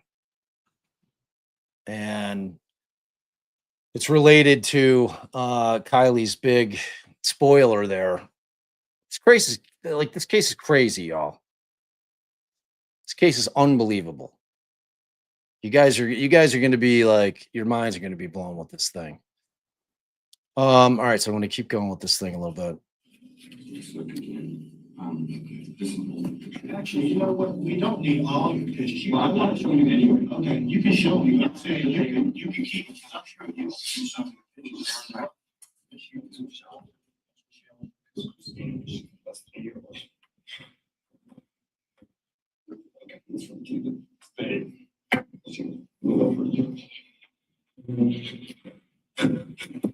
She's my baby. I'm never gonna see her again. It's my only child. She's my only child. She'll never have another child. Somebody stole the life of Christina. During that thunderstorm, the last thing Christina saw was probably a flash of lightning right before somebody put a pillow or Barney doll over her head. And I pray that she was asleep when that happened. And you need to tell me the result of the autopsy, even though I already know what they are. Death by asphyxiation. That's what you think. Hold up, man. You guys said you're gonna get on the ball. We need to know what the cause the death is. Man, so I Yesterday he's gonna bump it up. They told me yesterday. We tried to bump it up. We couldn't contact them. They did that stuff this morning. We should be getting that information back this afternoon sometime.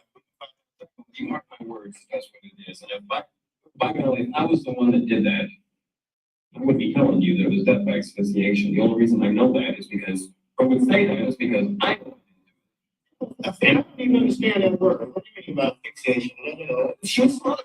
Oh God.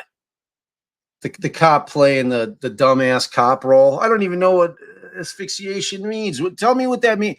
So what do you guys think? You think Bart should be in here talking to the cops without a lawyer? You guys think? For those of you who've been with us for 17, 18 months, however long our channel's been here, you think this is a good idea for Bart to be in there talking to this cop, just letting it all hang out? Think that's a good idea? Because Bart's been in prison for 26 years.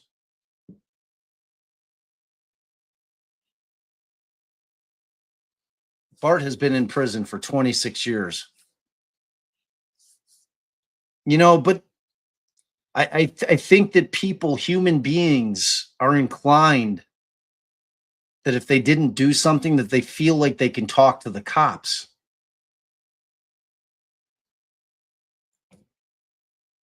He's not there. He came in willingly, Lisa. He's not there. He's not in custody. He walked right in there. They asked him to come in. They didn't like this. This is the beginning of the interview. Did you hear him read him his rights? Did you hear any Miranda?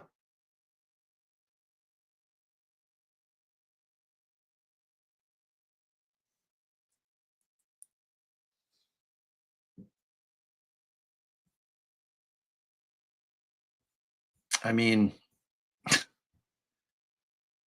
telling you, I told you guys a million times.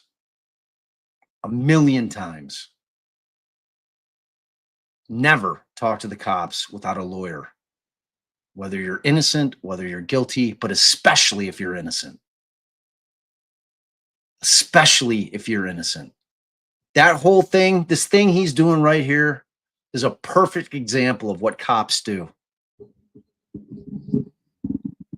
An absolute, like, as soon as he brings up the asphyxiation concept, the smothering with the pillow, this cop's leaning forward, he's playing stupid. He's like, what do you mean? What's asphyxiation? I don't even know what that is, man. Like, you telling me this grown-ass man with a 15 and 17-year-old daughter, cop, detective, doesn't know what asphyxiation is? Really? And Bart's no fool. I mean, Bart flat out said, like, I'm sure you're looking at me as a suspect. I'm probably the number one suspect. He doesn't give a shit. He's in there trying to get them to actually look at this case because he's got, like, my biggest thing about this case, and I shouldn't, like, this is a huge spoiler. You know what? I'm going to reserve it. Bart is so convinced that Masuk did it. I'm gonna save it. I want to say it. I really do. All right, we're gonna watch about another 5 minutes of this. I'll read through it because it's broken into two parts. I'm gonna see if I can figure out a way to get this sound to sound better. Because it's just like this thing that I did with AI just sounds so weird. Like I don't think you guys would like it. It doesn't even sound human. It's like weird. And there's like gaps. It's not picking up everything. All right, so let me keep going with this. If you guys weren't clear on exactly what he said, Bart had said she's my only child. She's the only child I ever had in my whole life. Tita is 45 and she'll never have another child. Somebody stole the life of Christina during that thunderstorm. The last thing Christina probably saw was a flash of lightning before somebody probably put a pillow or Barney doll over her head. And I pray she was asleep when that happened. He's like, I don't bet, even though I don't know the autopsy, I already know what they are. She died by asphyxiation. And then Arnold says, oh, that, like, what's that? What is that? So that's where we're at here. or something. I mean, there's no sign of trauma of any way, shape, or form. poison the horse that fed as close as possible. I think Minnesota is smart enough to do that. She's the only one with the motive. It's her. So he says, we need to know what he's like, the reason I'm not the doctor, man. So I can't. Then you told me, Bart talking over an interrogator, we should be getting that information back this afternoon sometime when we can find out, mark my words, that if I was the one that did this, I wouldn't be in here telling you that it was death by asphyxiation. The only reason I know that is because I know I didn't do it. Arnold says, and I don't even understand that word. What do you mean by asphyxiation? McNeil says she was smothered with a goddamn pillow or something. I mean, there's no sign of trauma in any way, shape, or form. I don't know. Is there some form of poison that works that fast? I suppose that's possible, but I don't think Miss Sook is smart enough to do that. She's the only one with the motive. And what was her motive that you claimed? Her motive is a maniacal desire to have me at any cost. And she has told me this many times, I will kill myself if I cannot have you. I gave way to 3 or 4 different people who you should have tied. I gave you names to 3 or 4 different people who you should have tied into right now, who have confirmed that they have heard her say this on numerous occasions, that she will unalive herself or that she will kill somebody else. Arnold says, yeah, sure. That comes right here. Maniacal desire to have me at any cost. And she has told me this many times. I will kill myself if I cannot have you. I can make you a list of 3 or 4 different people who you detectives should be talking to right now who confirm that they heard her say this on numerous occasions. Well, certainly if she would kill herself, she would kill somebody else. She's done a suicide attempt. She would do that last about 2 years ago. She did a suicide. Cop asks, how'd you meet her? Says she worked at Red Lobster about 3 years ago. She did an unaliving attempt, 2 of them that I witnessed, and one of them was half-assed. The other one was a little more serious. None of them required hospitalization. Prior to meeting me, or prior to me meeting her, her ex-husband Andy could fill you in on some more.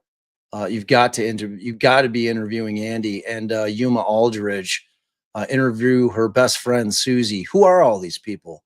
Were they around? Yuma Aldridge is in the phone book. I've been to her house. Can't think of the street name. And then he asks about Miss Aldridge's nationality. He says she's Korean. And what is your wife's nationality? And he's talking about her, Bart's ex-wife. She's Philippine. And Arnold says, okay, that makes, what makes you think it's asphyxiation? Why are you so sure about that? So he's leaning in. He's really trying to get this, like in his mind, this guy's confessing right now. One of them was kind of half-assed, one of them was a little bit more serious. Neither one of them required hospitalization. Prior to me meeting her ex-husband Andy could fill me in on some more. I guess I'll be interviewing Andy, got to interview him for that. You met Aldridge, got to be interviewing her best friend. What do all these people live in? You know, You're the cop. You're the cop. This guy, like, this dude's not even taking a note. Dude's not even taking a note. But what makes you think this is asphyxiation thing? Why are you so sure about that? 2 years, she is obsessed with me. And she calls me every single day. He says for 3 years she is obsessed with me. I've seen her go through my work. She calls me every single day, usually twice a day. This is post breakup he's talking about. Occasionally she'll skip a day. She'll look for any excuse to call me to come over. A couple of weeks ago, I almost had to call the cops just to get her out of my apartment. She came over after I had called me, after she had called me 5 times that day, 3 times by cell phone. And when I first moved out, I said, look, you can't come over here all the time. If you want to do lunch sometime, that's fine. Calls me 5 times on the cell phone, which is expensive. I ain't going to be doing it. Comes and stays up at my door, stays for about 2 hours. Get the hell out of my house. I don't want you. I hate you. Leave. She absolutely will not leave. I'm telling you to her face, get out of my life. On 2 other occasions prior to this. And so he says, Arnold asks, how long did you and she, McNeil says, we lived together for 2.5 or 3 years. I just moved out on 2 other occasions. Prior to this, we got a place, Bob Evans on Rose. Check the records if you want. That lasted only 2 months. She was always forcing herself on money. Honey, I'll change for you. Honey, I'll do anything. I promise this and that. She even went to counseling. I ran the names of different counselors. If they didn't have a confidentiality clause or whatever to the investigator, I gave you her personality and tell me if I'm off base, if I think that she's responsible.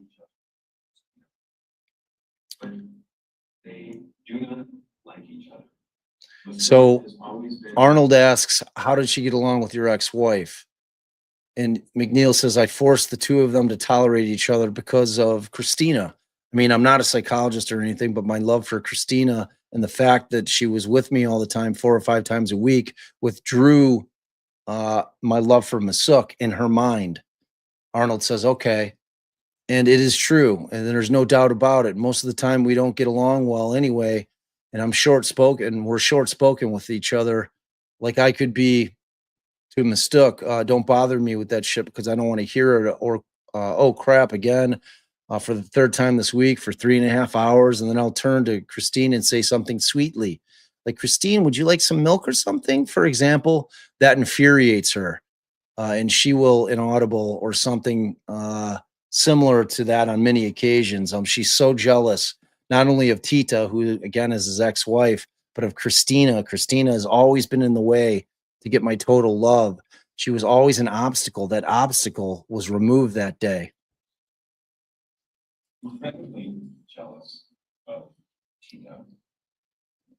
You remember that he said that when we get to Masuk and what's going on with Masuk. Remember that he said that. Only because of Christina. I'm not a psychologist or anything.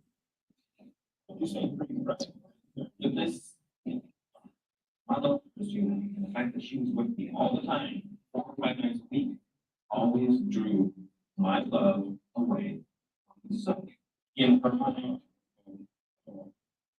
And it's true, there's no doubt about it. Most of the times, she and I don't get along anyway. So, yes, we're more short spoken with each other. I can be like, don't bother you, but she's going, oh crap, again, for the 3rd time this week for 3.5 hours.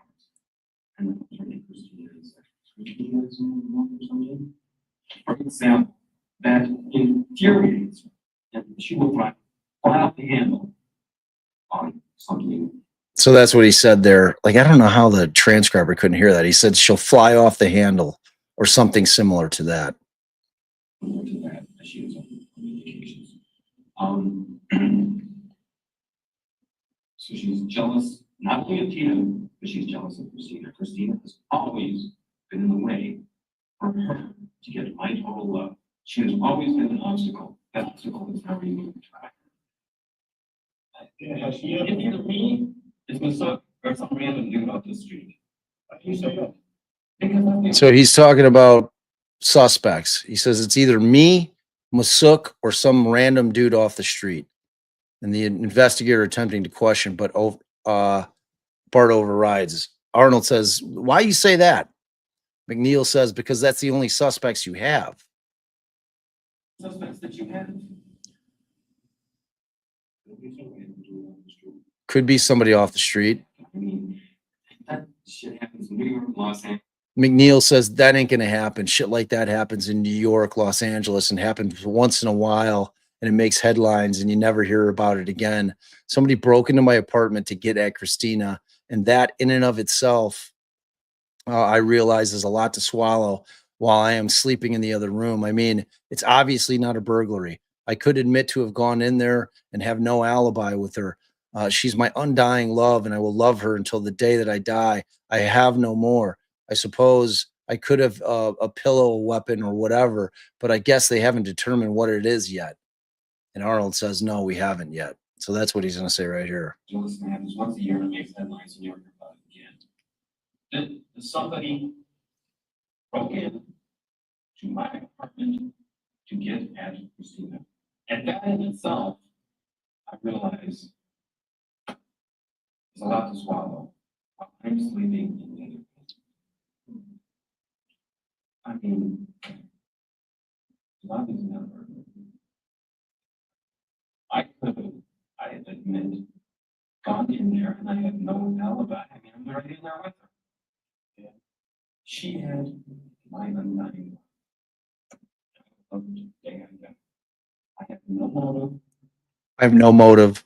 Suppose I could have had a weapon, a pillow, or whatever. I suppose I could have had a pillow, a weapon, whatever. Yeah.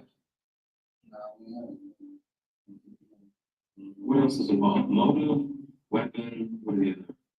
What else is involved? Motive, weapon, opportunity. What is she doing? Hasn't look ever threatened your daughter? Have she even did anything violent to your daughter in your presence? Or Yeah. Did your daughter speak to you? Yeah, but not well enough to.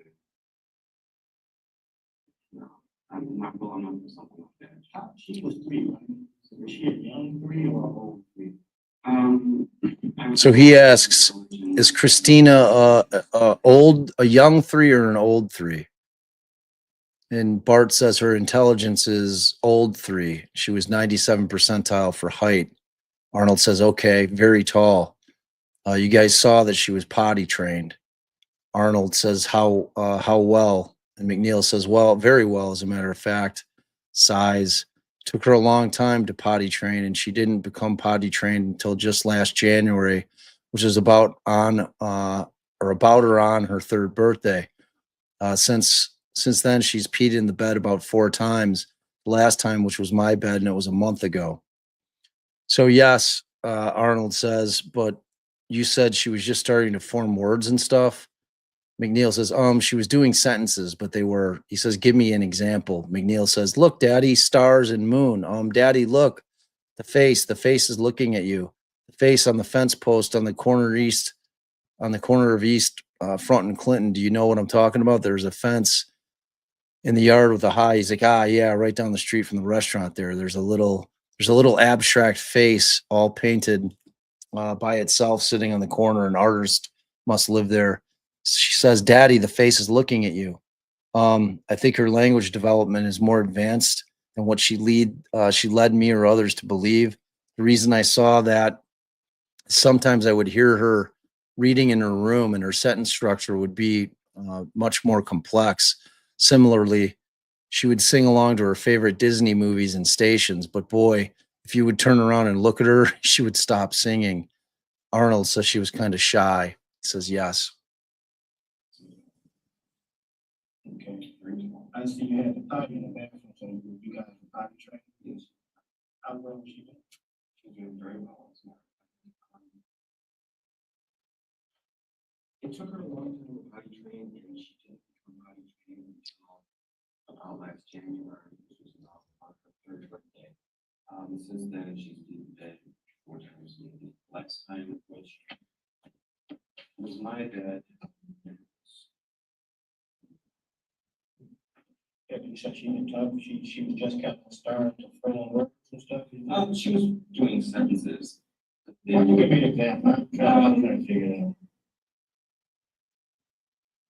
Look, Daddy, stars in the moon. Daddy, look, the face. The face is looking at you. The face on the fence post. East Front and Clinton. You know what I'm talking about? There is a fence in there. Oh, yeah, right down the street from the restaurant. There's a little abstract face painted all by itself, sitting there in the corner. It's artist was looking at you. I think her language development was more advanced than what she led me or others to believe. The reason I say that is because sometimes I hear her sentence structure will be more complex. Similarly, she was being walked to the station. But boy, if you were to turn around and look at her, she's absolutely. She's kind of shy. Yes. How do you say she was a daycare? Right? She putting a student on? I'm shy, but yeah. So she just graduated. Actually, it just. All right. So we're gonna stop here because I just hit 2 hours. So that's part one. So we've kind of gotten the backstory. We've gotten to what has happened. We've got Bart's theory's been thrown out there. We've heard the 911. Excuse me. We're starting to watch the interview. I'm going to see if Chris has a better copy of this. I don't think that he does. I think it is what it is with this thing. And so part two, I'm going to figure out, I might end up doing it on Friday in lieu of Felonious Friday. Because as we know, there's more Reed shit happening always. The new case that never sleeps with one of the jurors, one of the former jurors, the alternate jurors is just thrown her hat in the ring and has filed her appearance on behalf of Karen Reed. So on the next part two of this, what we're going to do is we're going to finish watching this. We're going to go through the autopsy report. The autopsy report becomes in the state's case against Bart, the smoking gun evidence for them. So we're going to go through that. And we're also going to go through Ms. Sook's interview that she came in and did, which isn't long. Like she came in and talked to them very briefly. And I'll probably transition into some of the trial because the trial went a certain way. And you can understand when he's convicted how it went. So I'll kind of summarize what went on in the trial, which ended up in him getting convicted. And then we're going to kind of shift our focus to all of the things that happen after the conviction, after the direct appeal, when the post-conviction relief act stuff starts coming in. That's all the new evidence. That's where the story really takes a turn. And that's when the story really, really takes a turn as to the person that Bart has always pointed the finger at. Something incredibly dramatic happens with her. So it's an amazing case for you guys to really kind of like dig your claws into. We are really hoping to get some voices out there because I think Bart deserves it. But I'm going to leave it up to y'all. I'm going to give you all the nasty evidence, all the things that they say point to Bart doing this. Like, this isn't going to be a one-side thing. You guys have to hear both sides of it. I'm adamant about that all the time. Like, I want to hear it all. I never try to put things in one form or fashion. I want you to hear all of it and make your own decision. So, all right, you guys, I love you all. Oh, good. Happy birthday, girl. Brooklyn is here. I don't know if you were not here earlier. I love you. Allie loves you. Like I was saying, I don't know if you were here, but you make our channel better. We're a better channel because of you, Brooklyn. So I hope you're having a wonderful day because you deserve it. And to all you mods, we love you guys. Thank you so much for always being there for us. We really, really appreciate it. And don't peek too much into this. I want there to be some stuff that you guys don't know already, because I'm going to have stuff that you're not going to be able to get anyway. So I guess if you're compelled to do it, then do it. But at any rate, I love you guys. Thank you. Hey, make sure you remember to like, share, subscribe. We're so close to 40,000. I think we're right around 200 subs away. So let's break the 40,000. That would be great. We'll have some kind of celebration for that because that's a major milestone. But just remember, without you guys, I'm just an old man. Talk about a bunch of cases. Talk to you next time.